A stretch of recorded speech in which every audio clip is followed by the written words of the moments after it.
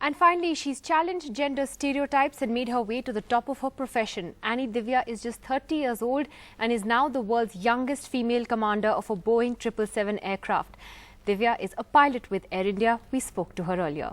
Well, Annie Divya, it's quite an achievement to be the youngest woman commander of a 777. How exactly did you become a pilot? Is it something that you had always wanted to do?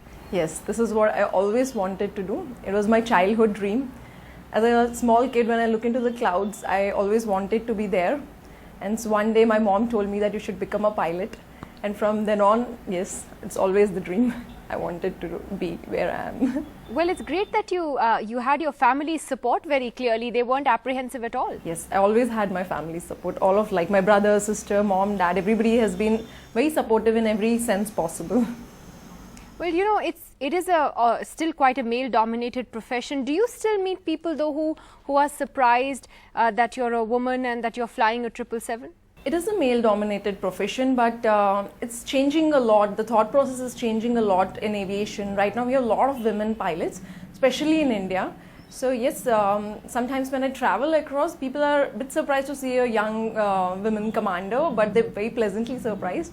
And we have, in India, we are really doing well with a lot of women commanders around right now. That's actually true. And I was also reading about your own personal challenges. For instance, overcoming the cultural shock of training in UP when you went to your flying school. You're from Vijayawada. What was that like, that moving to UP and training? Yeah, I had few challenges like language barriers, cultural differences, and financial issues. Of course, my dad did a lot language because I used to read and write, but we were not communicating in English at that time in Vijayawada.